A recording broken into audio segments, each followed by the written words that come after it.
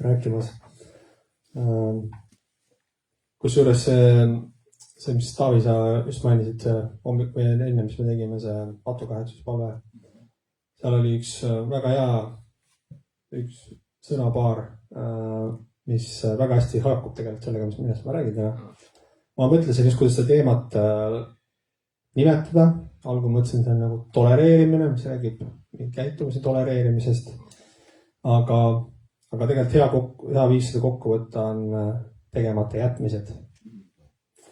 Aga selle põnevuse väikse tiiseriga siis lähme kohe ühe kirjakoha juurde. Ilmutuse raamatu teise peatükki. Ja see ütleb nii 18. salmist. Ja Thyatira koguduse inglile kirjuta. Nõnda ütleb Jumala poeg, kelle silmad on nagu tuleleek ning kelle jalad on vasemaagi sarnased. Ma tean sinu tegusid ja armastust ja usku ja teenimist ja su kannatlikkust ning et su viimaseid tegusid on rohkem kui esimesi. Kuid mul on sinu vastu, et sa lased naist Iisabeli, kes nimetab end prohvetiks ja õpetab eksitada ka minu sulaseid hoorama ja sööma ebajumalate ohvreid. Ma olen talle andnud aega meeleparanduseks, ent tema ei taha parandada meelt oma hoorusest. Selline radikaalse sõnastusega. Aga jutt ongi siin selles, et on olemas see armastus, on teenimine, kannatlikkus, kõik need asjad, aga kuskilt jookseb ka piir selles, et mida me tolereerime enda ümber. Ja see on eriti, ma arvan, asjakohane just juhi, kas koguduse või mis iganes organisatsiooni juhi seisukohast, et mida juhina me tolereerime. Sellepärast, et on selline tuntud ütlus, et tehke minu sõnade mitte tegude järgi. Seda on Boccaccio öelnud, mis ei ole hea näide juhtimisest, sest tegelikult võiksid meie teod olla see eeskuju. Aga ma tooks siia kohe selle teise dimensiooni välja, et mis ainult ei puuduta meid ise, vaid ka puudub seda, mida me laseme teistel teha. Ehk siis või mida me tolereerime, mida me heaks kiidame. Ja siit tulebki just mängu see aspekt, et mõned teod ongi seisnevad selles, et need on tegemata jätmised tegelikult. Et kui kedagi tuleks korrale kutsuda, aga seda ei tehta, siis see asi võib nagu eskaleeruda aina hullemaks. Et 3D koguduses ka meil oli kogukondade mudel ja seal oli ka esines olukordi, kus tekkiski nagu selline raske küsimus, et tegelikult kogudus me tahame, et inimesed tuleksid, me oleme avatud. 3Ds oli ka meie üks põhislogan on tule nagu oled. Et selles mõttes, et ei ole mingeid eelarvamusi, tule lihtsalt, me tahame, et see tuleks koguse keskele. Aga tekkisid mõned olukorrad, kus mõned inimeste käitumine hakkas võib-olla tõrjuma eemale teisi inimesi. Olgu see siis ebasoovitud tähelepanu kellegile või asi läks ka mõnel juhul nagu hügieeni juurde välja, kus mõni inimene, selles mõttes tal oli ka vaimupuue, aga seisnes selles, et ta põhimõtteliselt ei pestud ennast ja see muutus mõned inimeste jaoks mõni eemale tõukavaks, nad ei tahtnud tulla kogudusse. Ja ma ei ütlegi, et mul siin on üks vastus olemas, need on sellised dilemmad, mis alati on väga, kus tuleb nagu paindlik olla ja sõltub väga palju kontekstist. Aga ma ütleks, et see üldiselt väga paljudes küsimustes ka piibel on sarnane, et inimesed tahavad tihtipeale nagu, kui ma sõpradega ka räägin, nad tahavad selliseid mustvalgeid vastuseid, mis on õige, mis on vale. Ja tegelikult, nagu me näeme elus, siis on nii palju halli ala, see sõltub ka olukorrast, see sõltub motivatsioonist, sõltub südame hoiakust, et need vähem on sellised väga musta-valge asju, mis on vale ja mitte on patt ja seal ei ole mingit küsimust. Igasugused kultuurilised, sellised käitumuslikud mustrid ja nii edasi. Ja miks ma selle teemast rääkides tuleb ka silmas pidada, et ütleme, ma arvan, päris palju meil inimestel, mul endal on ikkagi tendents olla natukene ikka kas hukkamõistev inimeste suhtes või mõelda halvasti nendest, kelle jaoks mingid asjad, mis minul on nagu loogilised, ei ole raske järgida, on inimeste väljakutsed ja kui ise oled nagu mõned teemad vaata on sellised, millest oled ise üle saanud, aga mõned teemad sellised, mis polegi endale näiteks väljakutseks olnud. Et siis on võib-olla lihtsam hukka mõista teisi ja Jeesus väga palju rääkis just sellest kaastundest, ta just heitis ette tollastele usujuhtidele, variselile, saduseridele, et nad on nii piinlikud neid Moosese seadust järginud, neid 600 pluss, et nad on unustanud ära inimesed juba, nad on unustanud ära, mis enda seadust tegelikult mõte oli. Et lõpuks nagu 2 käsku, et armasta oma Jumalat kogu oma südamest, hingest ja teeni teda kõige oma väega põhimõtteliselt ja siis armasta oma ligimest nagu iseennast. Aga mis siis juhtus, oli see, et Jeesusele heideti ette, et ta tervendas hingamispäeval näiteks. Et hingamispäev on mõeldud selleks, et inimesed üle ei rassiks, aga selle mõte ei olnud see, et on see täpne, ma ei mäleta, mitu kilomeetrit päevas nad võisid kõndida hingamispäeval, et nüüd kui 100 meetrit rohkem tuleb päeva peale kokku, et siis on nagu põrgu väravad ootamas siin. Ja nagu Jeesus rääkis sellest pinnuste palgiloost, et hakkad pind oma venna silma, see palk enda silma sinna. Sellest me tahame hoiduda.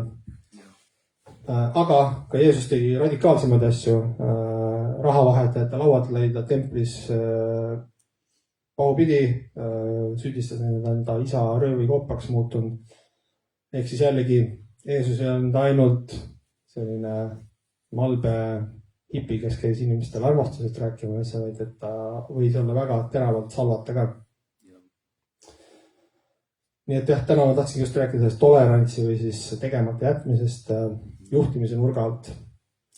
Ja väike märge võib-olla ka selle juurde öelda, et mis puutub juhtimist, et kui inimesed mõtlevad, et ma ei tea, ma ei ole juhi positsioonis, et kas see minusse puutub, siis mulle meeldib selline definitsioon, et tegelikult on vist igaüks juht, sellepärast et juhtimine ise tähendab mõju omamist. Ja see mõju võib olla väga erineval määral, aga igal ühel meil on mingi mõju, kas või 2 inimest meie elus, keda mõjutab pereliikmed, nii edasi, et tegelikult see ongi see, ma arvan ka, mis on oluline aspekt pidada silmas ja miks kus tekivad võib-olla need hallid alad mõnede piibliõpetuste osas ongi see, et ka me peame arvestama, et meie enda käitumine mõjutab teisi inimeste, kui me oleme kristlane, me oleme mingis mõttes selleks valguseks siin maailmas. Ehk siis mõned teod või tegemata jätmised võivadki mõjutada teisi kaudselt tegelikult. Me ise nagu mõtleme, mis mina on, kes minust, miks kedagi peaks huvitav, mida mina teen, aga tegelikult võib-olla meil enda teadmata ikkagi inimesed vaatavad meie poole ja võtavad meist nii-öelda õppust, aga nad jälgivad, mida me teeme. Vot. Ühesõnaga, piibli lugemisega mul on viimasel läinud paremini, sain hea rütmi peale ja lõpetasin just Saamuli 1. ja 2. raamatu ja Saamuli raamatutest ma tahakski paari näidet teiega jagada, mis sellest teemast räägivad. Ühesõnaga, suhteliselt algusest, enne kui Saamuli raamatut on kuulsad just Taaveti poolest, sealt on meie üks kesksemaid piibli tegelasi, kangelasi pärit. Aga siis eelneb Taaveti kuningaks saamisele lugu Saamolist ja enne teda oli siis preestriks ja kohtumõistjaks Eeli. Ja Eeli, see on siis 1. Saamoli raamatu 2. peatükis. Aga Eeli pojad olid kõlvatud. Nad ei tahtnud tunnustada issandat ega seda, mis preestril oli õigus rahvalt saada. Iga kord, kui keegi ohvrit ohverdas, tuli preestri sulane liha keetmise ajal 3-arvuline kahvel käes ja pistis selle katlasse või keedupotti või patta või anumasse. Kõik, mis kahvel üles tõi, võttis preester enesele. Nõnda talitsid nad kõigi Iisraeli lastega, kes tulid sinna Siilosse. Ühesõnaga, Eelil olid pojad, kes olid ka preestri ametis, aga põhimõtteliselt täielikult kuritarvitasid oma positsiooni ja võimu. Ja siis edasi ütleb, et ka seepärast oli noorte meeste patt issand ees väga suur, sest inimesed hakkasid issanda roaohvrit halvustama. Ehk siis ütleme, see läheb tagasi sinna Moosese raamatutesse, kus on kõik need erinevad ohvritüübid ja protseduurid ära kirjeldatud, aga Jumalale ohverdamisel oli väga täpsed reeglid, mis tüüpi, kuidas tuleb seda liha käidelda, töödelda, mida tuleb rasvaga teha ja nii edasi, mis oli ette antud. ja siis nemad käisid sealt, ma ei tea, endale süüa võtmas või mida iganes, et nad ühesõnaga tegid, mis tahtsid. Ja probleem oligi selles, et see nüüd ei puuduta nende halb käitumine, vaid sellega hakkas ka Eesti inimeste see sentiment või nagu suhtumine roa ohvrisse muutuma. Et noh, et kui meie juhtpreester, üks sama, et armulavas meil on vein ja seda pidevalt käivad mingid tüübid nagu enne teenistust juba põhjani panemas ja armulaua ajaks on täis, siis tekib inimestel küsimus, mis selle nagu sakramendi mõte on, kui mitte midagi ette ei võeta. Ja edasi siis, see on nagu ainus asi, mis on öelnud selle kohta, et Eeli oli aga väga vana ja pidi kuulma kõike, mida ta pojad tegid kogu Iisraelile ja kuidas nad magasid naistega, kes olid teenistuses koguduse telgi juures. Ehk siis jällegi järjekordne ametiseisundi kuritarvitamine. Ta ütles neile, miks te teete niisuguseid asju, neid halbu asju, millest ma kogu sellelt rahvalt kuulen. Ei mitte nõnda, mu pojad, ei ole head need kuuldused, mida ma kuulen issanda rahvast levitavat. Kui inimene teeb pattu inimese vastu, siis on Jumal temale vahemeheks. Aga kui inimene teeb pattu Jumala vastu, kes võiks siis olla temale vahemeheks? Aga nemad ei kuulanud oma isa häält, sest issand soovis neid surmata. Siin me jõuame juba sinnamaale, kus, mida vanast testamendis palju läbi käib, et mis tänapäeval, ma arvan, meil on esiteks pärast Jeesuse ristilöömist ja üleüldse tänapäevases ühiskonnas raske mõista ongi see, et see suur tapmine, mis ütleme vanast testamendis esineb, et seal on ka näiteid sellest, kus Jumal teebki kellegi südame kõvaks selleks, et see vihakarikas lõpuni saaks täis ja siis hävitab nad enda keskel. Ja veel Eelile tuli veel üks Jumala mees ütlema, mis pärast, et Jumal on siis talle öelnud, et mis pärast te halvustate mu tapa ja roa ohvrid, mis ma oma elamus olen seadnud. Sa austad oma poegi rohkem kui mind, et te endid nuumate parimaga kõigist mu Iisraeli rahva roa ohvrist. Ja ka see polnud veel kõik, Eeli sai ka läbi Saamueli sõna Jumalalt. Vaata, mina teen Iisraelis midagi, mis igaühel, kes sellest kuuleb, paneb kõrvad kumisema. Sel päeval ma tahan Eelile tõeks teha kõik, mis tema soo kohta olen rääkinud algusest lõpuni. Ma olen nüüd talle kuulutanud, et ma mõistan igavesti kohut tema soo üle patu pärast, sest kuigi ta teadis, et ta pojad olid tõmmanud enese peale needuse, ei ohjeldanud ta neid mitte. Ja seal on selle lool, kui Saamul selle nägemuse või kõneluse Jumalalt saab, siis siin eelneb tegelikult see, et ta magab seal templis, kuuleb kedagi ütlemat Saamul, ta arvab, et Eeli kutsub teda, sest ta on nagu Eeli õpipoiss.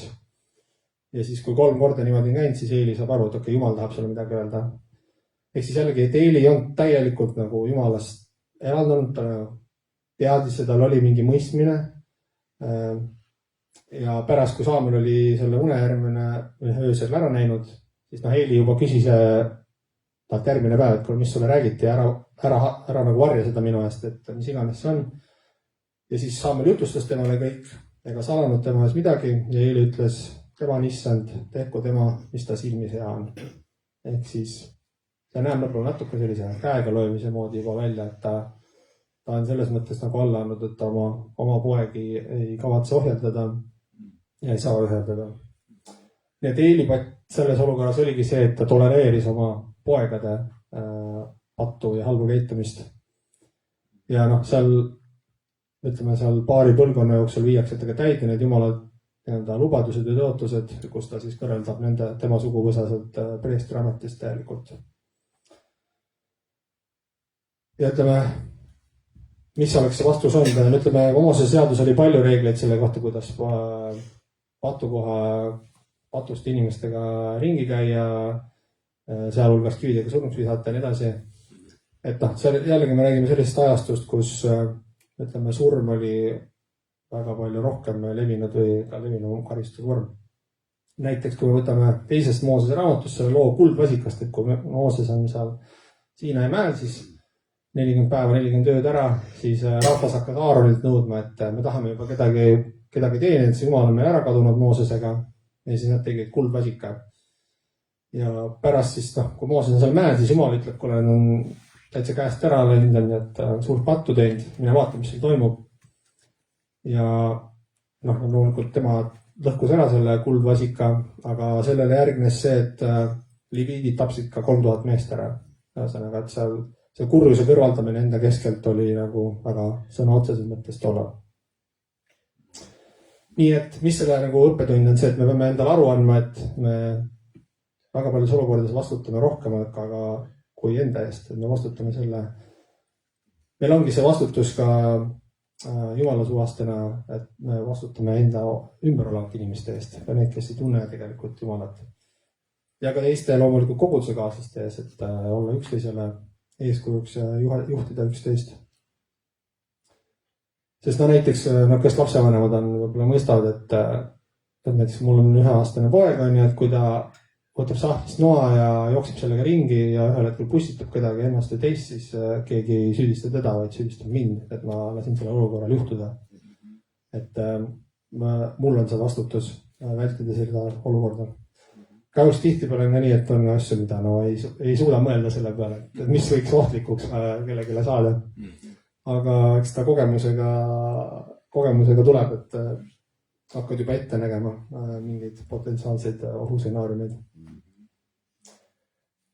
Ja mis puudutab just lapsi, see Eeli lugu on selles mõttes nagu kõnekas, et ma olen kuulnud mitmeid juhte, sõbrad on näiteks rääkinud, et mul vana koolikaaslane, ma ei tea, mitu korda vangis käinud, on seadusega pahuksis. Ja siis öeldakse, aga ta vanemad on nii toredad inimesed. Ja siin ongi võib-olla see risk, mis võib tulla, et head ja leebed vanemad, nendel võib see nagu teine pahupool võibki see olla, et lapsed lähevad üle kätte. Et kui me distsiplineeri neid, siis võib juhtuda see olukord, et meie lapsed kasvavad täiesti ohjeldamatuteks ja sõnakuulmatuteks. Vot. Teine lugu, millest ma tahtsin rääkida, on Saulist. See on ka Saamoli raamatutest. Saul oli esimene kuningas. Enne seda oli, kui Jumal juhtis Moosese ja Aaroni abil tulepilve ja tulesamba ja pilvega siis Iisraeli rahva läbi kõrbe Egiptusest välja. Ja kui nad nüüd valutasid endale lõid minema need rahvad sealt tõotatud maalt, siis olid neil periood, kus neil olid kohtumõistjad. Ehk siis mingid inimesed, kes aitasid nende omavahelisi arvete klaarimisi lahendada, olid need, kes mobiliseerisid nende rahva kokku, et võidelda. Ja siis Eeli ja Saamul olid ka sellised nagu preesterjuhid põhimõtteliselt. Nad olid preestrid Jumalaga kontaktis ja point oligi selles, et nagu Jumal on see valitseja ja siis läbi oma prohvetite või preestrite ta suhtleb rahvaga. Aga siis hakkas rahvas nõudma saama, et me tahame kuningat, nagu teistel rahvastel on. Et võiks ikkagi olla nii nagu vägevate rahvastel käib asi. Ja ta loomulikult üritas läbi Saamoli neid mitu korda sellest välja rääkida, öeldes, et kas te mõistate, mis see tähendab endale, et kui tuleb kuningas, siis kuningal on vaja armeed, kuningal on vaja seda riigi aparaati ülal pidada, eks siit hakatakse makse võtma, teie parimad pojad võetakse sõjaväkke, teie parimad saagised loomad võetakse riigiteenistusse. Aga nad olid raiusid edasi, me tahame ikkagi kuningat. See on nagu mis ühel korralikul rahval võib olema. Ja siis Jumal valis kuningaks Sauli, siis, kelle Saamuel siis võidis ka kuningaks. Aga see Sauli teekond, tegelikult see on üks Sauli teema, on üks, millest ma kunagi võib-olla teinekord räägin. On väga palju kõnetab mind, aga Saulil ei läinud see asi lihtsalt, et Saul oli peaaegu pikim teistest, ta oli väga kõige ilusam mees, öeldakse seal Iisraelis, ühesõnaga inimeste jaoks oli see nagu, Jumal andis neile kellegi, keda inimesed ise väliselt tunnustaksid, kui kedagi tugevat või näevad kedagi tugevat ja head juhti. Ja kes on lugenud neid lugusid edasi, siis teab, et pärast ikkagi varsti tuleb selline mees nagu Taavet, kes on tegelikult südame järgi, kelle süda on õiges kohas. Aga Saulil ei läinud selles mõttes hästi need asjad, et seal üsna ruttu hakkas, ta oli küll võit, oli edukas, lõi vilistid eemale, aga ütleme, tal oli probleemi Jumala kuulamisega. Ja üks nendest ongi see, kus siis Jumal käsib talle amalekid täielikult hävitada. Saamul siis ütleb läbi Jumal ütleb läbi Saamuli, et ma tahan kätte tasuda, mis Amalek tegi Iisraelile, astudes tema teel temale vastu, kui ta tuli Egiptusest. Mine nüüd ja löö Amalek ja kaota sootuks ära kõik, mis tal on ja ära anna temale armu, vaid surma nii hästi mehed kui naised, lapsed ja imikud, härjad ja lambad, kaamelid ja eeslid. See on selline klassikaline Vana Testamendi, ütleme, 5 asju lahendada. kedagi ei jääks järgi. Ja naasega nad lõid nüüd Amalekke ja siis ütleb nii, aga Saul ja rahvas andsid armu Agagile, see on siis see valitseja neil, ja parimaile lammastest, kitsedest ja veistest ning talledele ja kõigele, mis oli hea. Ega tahtnud neid hävitada sootuks, aga kõik, mis oli väärtuseta ja väeti, nad hävitasid sootuks. See on nagu klassikaline, kunagi internetis levisid ka mingid pildid mingis Kolumbia siis narkovastasest üksusest, kus on konfiskeeritud mingi hunnik raha. Ma mäletan, kas oli rahapakid, olid need kokaiinipakid. Ja siis on seal politseide pilti oma saagiga ja siis ühel vennal paistab nagu seal tärgi all olevat üks nagu pakk täpselt. Et see on nagu see, et mis me selle ära hävitame, et teenime raha, müüme laiali ja nagu tundub nagu ei ole loogiline või hea ressursi kasutus, et me saime selle endale kätte, ärme nüüd hävitama hakkavad ikka, kasutame seda. Aga Saul ja rahvas, nii oota, seda ma ütlesin, nii, ja siis Saamol sai sõna ka Jumalalt, et mis toimunud on, et ta kahetseb, et ta Saulis kuninga tegi ja siis saatis nagu Saamoli Sauliga rääkima. Ja siis Saamol tuleb sinna leeri ja siis ütleb ka, et mis mäegi, mis ma siin kuulen, on ja, et te pidite ju kõik maha lööma, et siin peaks mitte ühtegi mingit lammast olema. Ja seal on siis, ma ei hakka seda kõik ette lugema, aga ühesõnaga mitu siis sellist vaidlust, kus Saul ikkagi ütleb, et vaata, ma olin kõva vend ja näe, tegingi nii, nagu Jumal tahtis, panin endale juba, ehitasin endale samba ka püsti ja auks, et ma olen Amalikid nagu kõrvaldanud. Ja siis kokkuvõtteks siis Saamol ütleb pärast mitu korda, kui ta nüüd on selgeks teha, aga sa ikkagi astusid Jumala käsust üle, sa ei teinud nii, nagu Jumal tahtis.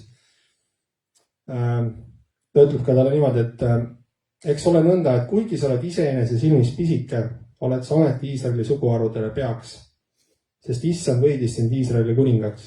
Siin on nagu, juhib sellele tähelepanu, et võib-olla Saulil endal oligi arvamus, et see, mis ma siin otsustan, et ma ise, endast võib-olla enesehinnang ei olnud isegi nii suur, aga ta annabki mõista, et sul on vastutus, sa vastutad selle rahva eest, sa peaksid olema neile selleks moraalseks nagu majakaks. Juba sellega see pole selles mõttes hakkama saanud. Ja siis ta ütleb, on siis endal sama hea meel põletuse tapa ohvrist, sest Saul väidab, et ta võttis need loomad selleks, et Jumalale ohverdada. Kui issanda hääle kuulda võtmisest, vaata, sõna kuulmine on parem kui tapa ohver, tähelepanu on parem kui jäärede rasv, sest vastupanu on otse kui nõiduse patt, tõrksus ebajumalate ja teeravide teenistus. Et sa oled hüljanud issanda sõna, siis hülgab temagi sinu kui kuninga. Ja siis selle peale vastab talle Saul, ma olen pattu teinud, sest olen astunud üle issanda käsust ja sinu sõnadest. Sellepärast, et ma kartsin rahvast ja kuulasin nende häält. Et siit on nagu raske välja lugeda, et kas ta ütles seda vihjas selle rahva kuulama sellepärast, et ta päriselt nagu kartis, et rahvas juba tuli nende loomadega ja okei, äkki me saame midagi kasulikku teha, et ohverdame Jumalale need loomad, et siis me oleme nagu midagi head teinud. Või oli see, et ta pärast leidis lihtsalt nagu patuaineks tahtis selle rahva tuua, et rahvas tahtis on ju, mis on nagu juhina on väga nõrk argument on see, et teised tahtsid, et siis ma olen demokraatia ikkagi ja ma tegin ma olen rahvamees, tegin nagu nemad tahtsid. Et seal läks mitu korda pidi teda ikkagi noomima, ta nagu lõpuks siis vist sai aru, aga selleks ajaks oli juba hilja. Ja see meenutab natukene, see just see rahva süüdistamine natuke nagu Aadamat, kes ütleb, et kui nad seal hea ja kurja tundmise puust on söönud, Jumal ei leia neid üles, nad ütlevad, et me oleme alasti ennast, kuidas te teadsid, et alasti olete. Ja siis ta vastab talle, et naine, kelle sa mulle kaasaks andsid, tema andis mulle puust ja ma sõin. Ehk siis klassikaline vastutuse veeretamine kellegi teise kaela. Ehk nendest kahest loost, et mis nagu võib-olla, mis siin toimub. Et ma arvan, et need kaks põhilist mehhanismi ongi see, et sellist konfrontatsiooni või konflikti on seda lihtsam vältida, sest lühikeses plaanis tundub see nagu väiksem ettevõtmine või väiksema kaaluga.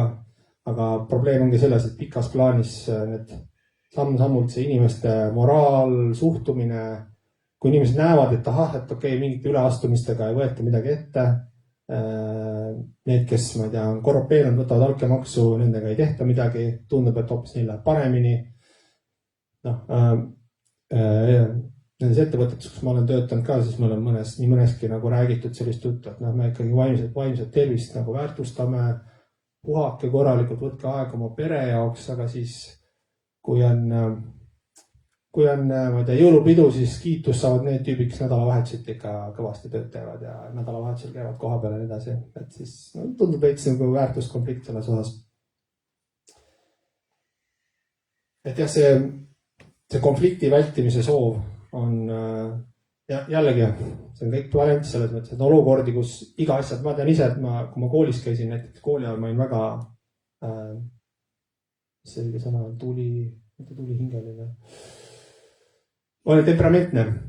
Ma ütlesin suht otse, mis ma arvasin, vaidlesin, saatsin õpetajad ka igale poole. Aga seal ei olnud, peale selle tunnist välja saadeti nagu midagi ei olnud ja kuna ma lõppimisega probleemi ei olnud, siis ma sain oma materjali ikka selgeks ja nagu selles mõttes see mind ei õpetanud.